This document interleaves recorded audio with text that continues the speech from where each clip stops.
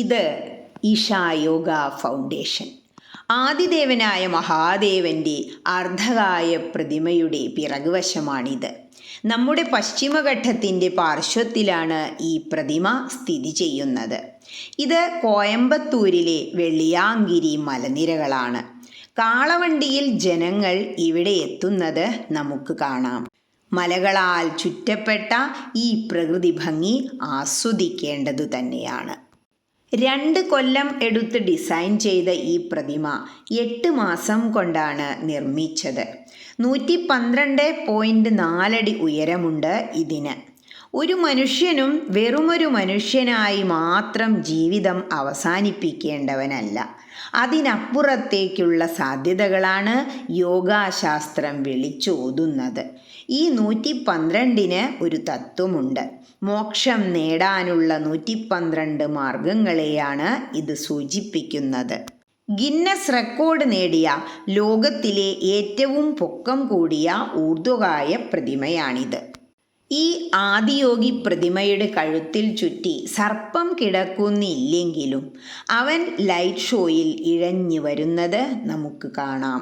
പക്ഷേ മഹാദേവൻ്റെ ആ മുതൽ ക്ഷ വരെയുള്ള രുദ്രാക്ഷം വലിയ ഒരു സ്വർണമാല പോലെ കിടക്കുന്നത് നമുക്ക് കാണാം. പകൽ അതൊരു കയറാണോ എന്ന് തോന്നുമെങ്കിലും അടുത്തു ചെന്ന് ശ്രദ്ധിച്ചു നോക്കിയാൽ അറിയാം അത് മഹാദേവൻ്റെ രുദ്രാക്ഷമാണെന്ന്. ഇത് 12 ദശലക്ഷത്തിലധികം രുദ്രാക്ഷം കൊണ്ട് നിർമ്മിച്ചതാണ്. ഈ രുദ്രാക്ഷങ്ങൾ 12 മാസം യോഗിയുടെ കഴുത്തിൽ അങ്ങനെ കിടന്ന് ആ ദിവ്യശക്തിയിൽ കുതിർന്ന് ഓരോ മഹാശിവരാത്രിയിലും ഭക്തർക്ക് പ്രസാദമായി നൽകും. താന്ത്രിക വിധിപ്രകാരം ഏറ്റവും ഉയരത്തിലാണ് മഹാദേവൻ്റെ സ്ഥാനം. അതുകൊണ്ട് തന്നെ മഹാദേവൻ ആദിദേവൻ എന്നാണ് അറിയപ്പെടുന്നത്. യോഗശാസ്ത്രപ്രകാരം മഹാദേവൻ ആദിയോഗിയാണ്. ആ ആദിയോഗിയുടെ മഹത്വം ലോകം മുഴുവൻ അറിയാൻ വേണ്ടിയാണ് ഓരോ ആദിയോഗി പ്രതിമ പല സ്ഥലങ്ങളിലായി സ്ഥാപിച്ചിരിക്കുന്നത്. ഓരോ ഭക്തനെയും സാധകനെയും ധ്യാനനിരതനാക്കാൻ ആവശ്യമായ ചൈതന്യം ഇതിൽ നിന്ന് വന്നുകൊണ്ടേയിരിക്കും. 7 മണിയാകാൻ കാത്തു നിൽക്കുന്നവർക്ക് ആകാശം അത്ഭുത കാഴ്ചയൊരുക്കി. ദിവ്യദർശനം തുടങ്ങുമ്പോഴേക്കും പാർക്ക് ചെയ്യാൻ തിരക്കിലോടുന്ന വാഹനങ്ങൾ. ഈ സമയത്തെ കുളിർക്കാറ്റും കൊണ്ട് ശാന്തമായ ആദിയോഗിയെയും നോക്കിക്കൊണ്ട് ആ പുൽത്തകിടിയിൽ അങ്ങനെ ഇരിക്കണം. ആ സമയത്ത് പെട്ടെന്ന് ചുറ്റുപാടുമുള്ള ലൈറ്റുകൾ അണഞ്ഞു. കൂരിരുട്ടിനുള്ളിൽ ആകാശത്ത് ചന്ദ്രനുദിക്കും പോലെ ആദ്യം ആദിയോഗിയുടെ ചന്ദ്രക്കല തെളിഞ്ഞു വന്നു. പിന്നെ ഇളകിയാടുന്ന കുണ്ടലങ്ങൾ. ശേഷം മഹാദേവൻ്റെ 3-ാം തൃക്കണ്ണ്. അതുവരെ ക്ഷമയോടെ കാത്തിരുന്ന ജനങ്ങളെല്ലാം സന്തോഷാരവം മുഴക്കി എഴുന്നേറ്റു നിന്നു. സ്പീക്കറിലൂടെ ഒഴുകിവരുന്ന ശബ്ദത്തേക്കാൾ ഉച്ചത്തിലായി പലപ്പോഴും അവരുടെ ആരവം. അതെ, ഇതാണ് ദിവ്യദർശനം, ആദിയോഗിയുടെ ദിവ്യദർശനം. ആദിയോഗി ആകാശത്തെ പ്രകാശിപ്പിക്കുന്നു എന്ന് ഈ ലൈറ്റ് ഷോയിൽ നിന്നും നമുക്ക് മനസ്സിലാക്കാം. സാധാരണ ദിവസങ്ങളിൽ വൈകുന്നേരം 7 മണിക്കും പൂർണിമ, അമാവാസി, മറ്റ് ശുഭകരമായ ദിവസങ്ങൾ എന്നിവയ്ക്ക് 8 മണിക്കും ഈ പ്രദർശനം നമുക്ക് കാണാം. ഈ ലേസർ ഷോയിലൂടെ വിവരിക്കുന്നത് ആദിയോഗിയുടെ തന്നെ കഥയാണ്. കൂടാതെ യോഗാശാസ്ത്രം മനുഷ്യർക്ക് എങ്ങനെ ലഭിച്ചു എന്നും പറയുന്നു. ഇതൊരു 3D ലേസർ ഷോയാണ്. 14 മിനിറ്റുള്ള ലൈറ്റ് ആൻഡ് സൗണ്ട് ഷോ. ഇത് ശരിക്കും അനുഭവിച്ച് തന്നെ അറിയണം.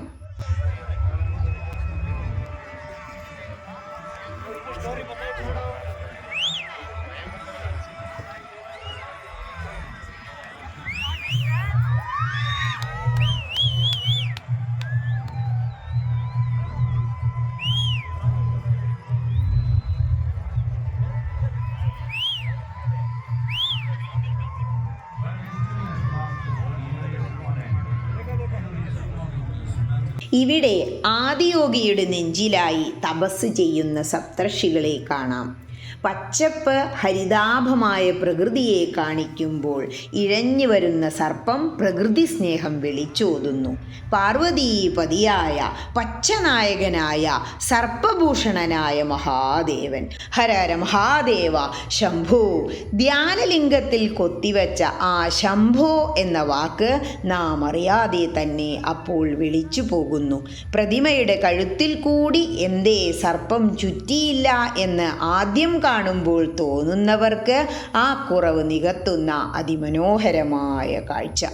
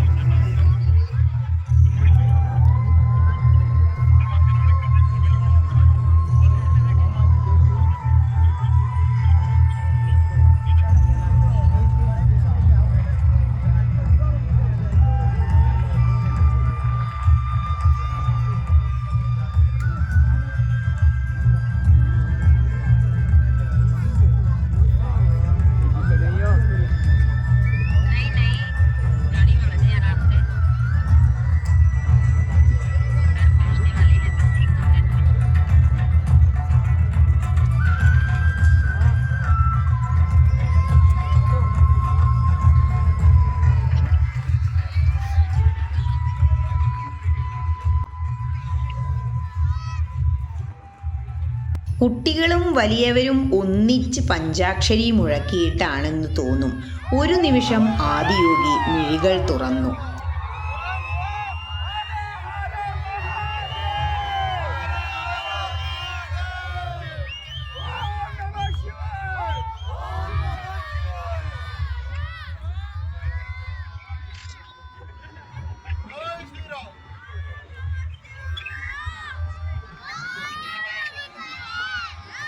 ഗംഗാധരനായ മഹാദേവന്റെ തലയിൽ നിന്നുമുള്ള ഗംഗാജലപ്രവാഹം കാണേണ്ട കാഴ്ച തന്നെ. ആകാശഗംഗയെ പാതാള ലോകത്ത് കൊണ്ടു ചെന്നാക്കിയ ഭഗീരഥൻ്റെ കഠിന തപസ്സിൻ്റെ ഫലം, മഹാദേവന്റെ കാരുണ്യം ഗംഗയെ ഭൂമിക്ക് ലഭിച്ചു. ഇനി ആദിയോഗിയുടെ ശരീരത്തിലേക്ക് നോക്കൂ. കഴുത്തിലും നെഞ്ചിലുമായി ഋഷീശ്വരന്മാർ യോഗ ചെയ്യുന്നത് കാണാം. യോഗയിലൂടെ ശരീരത്തെ ഏറെ വഴക്കമുള്ളതാക്കാമെന്ന് ഈ പോസ്റ്ററുകൾ വിളിച്ചോതുന്നു. അതെ, നമ്മുടെ ശരീരം അത്രയും ഫ്ലെക്സിബിളാണ്. അഷ്ടാംഗയോഗ പഠിച്ചാൽ നമുക്ക് വേണമെങ്കിൽ മരണത്തെ മാറ്റിവെക്കാം, പരകായ പ്രവേശം ചെയ്യാം. ഇതെല്ലാം നാരായണീയം പറയുന്നുണ്ടല്ലോ.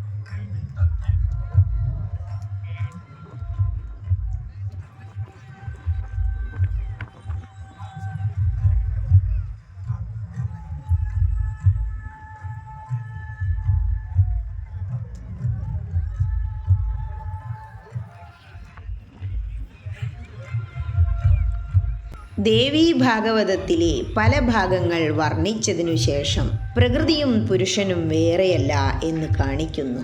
അതെ, അർദ്ധനാരീശ്വരനാണ് ആദിയോഗി. പുരുഷന്റെ അർത്ഥം സ്ത്രീ തന്നെ, ശിവന്റെ ശക്തിയും. വിവിധ വേഷക്കാരും ഭാഷക്കാരും ഒന്നിച്ചു നിന്നാണ് ദിവ്യദർശനം ദർശിച്ചത്. പക്ഷേ അർദ്ധനാരീശ്വരനെ കണ്ടപ്പോൾ അടക്കാനാവാത്ത സന്തോഷം അവർ ഒരേ ശബ്ദമുണ്ടാക്കി അറിയിച്ചു. കുട്ടികൾ ഓം നമഃശിവായ മുഴക്കി.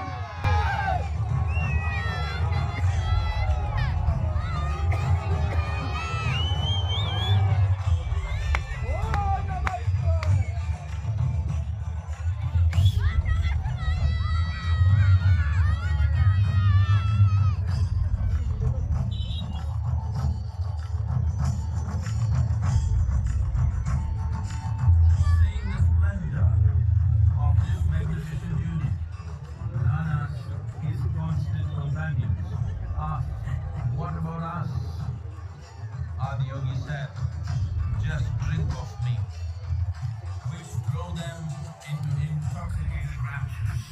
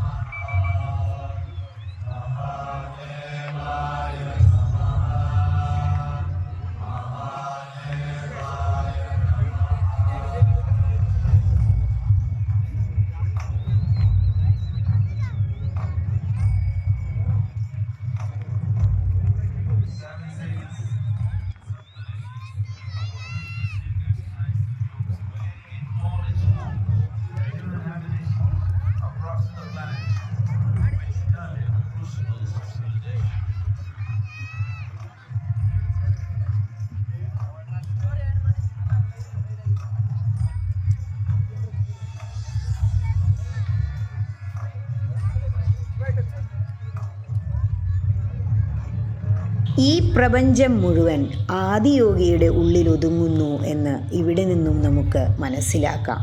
നോക്കൂ, വേൾഡ് മാപ്പാണ് ഈ കാണുന്നത്.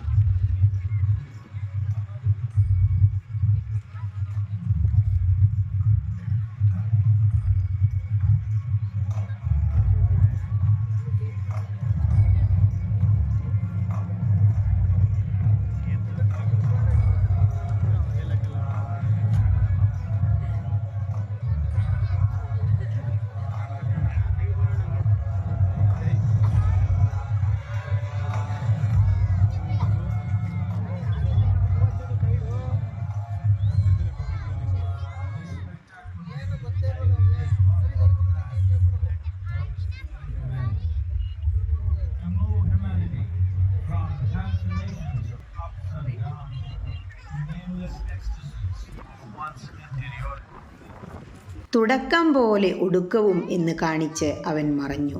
അതെ, തുടക്കത്തിനെല്ലാം ഒടുക്കമുണ്ട്. വന്നവർക്കെല്ലാം തിരിച്ചു പോണം. എല്ലാവരും അതിനുള്ള തിരക്കിലായി.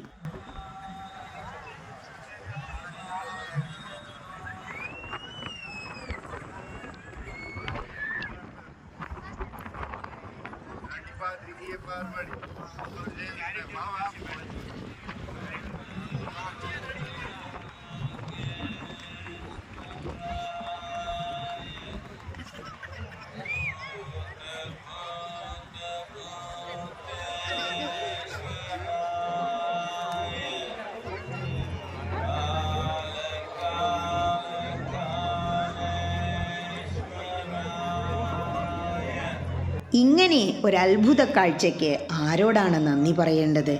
സദ്ഗുരുവിനോടോ അതോ ആദിയോഗിയായ മഹാദേവനോടോ? അറിയില്ല.